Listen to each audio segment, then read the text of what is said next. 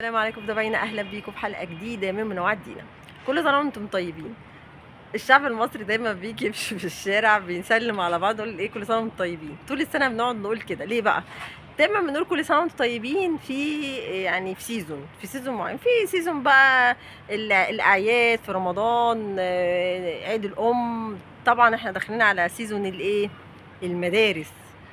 في كل بيت دلوقتي خلاص قدامنا يوم او يومين وهندخل بقى على الدراسه. وجع القلب في كل بيت دلوقتي بيدعي على اللي يا ربي منه لله اللي اخترع المدارس ده. انا بقى جبت لكم بقى مين اللي هو اللي اخترع المدارس، عشان انا وانتوا بقى ندعي عليه من هنا للصبح. بس هو مات، بس منه لله برضه. خليكم معايا لاخر فيديو.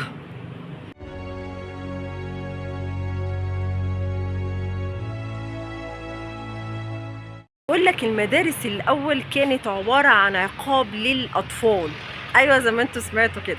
وان الموضوع يرجع سنه 1339، ان في واحد اسمه هاري بي سكول. ايوه زي ما انتوا سمعتوا ان سكول دي المدرسه، فالمدرسه رجعت باسم اللي هو سكول ده، بيرجع لواحد اسمه هاري بي سكول. منك لله يا هاري يا بي سكول. بس الاول كان واخد المدرسه دي كعقاب للاطفال المشاغبين، فكان الاطفال بيكرهوا المدارس اللي هي كعقاب ليهم.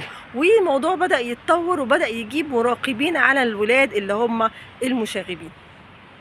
الموضوع بدأ يتطور، وان في اليونان القديم ان كانوا المدارس عندهم كان على شكل مناقشات ومناظرات، كان بيقعدوا قدام بعض ويقعدوا يتكلموا، ما كانش لسه في كتابة.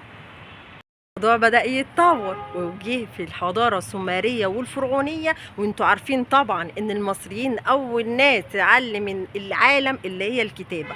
فطبعا عشان نعلم الكتابة للناس لازم أن يكون في مكان نعلم الناس يعني. والموضوع ده انا مش جايبه من عندي، هتلاقوه عندكم في الجدران المعابد.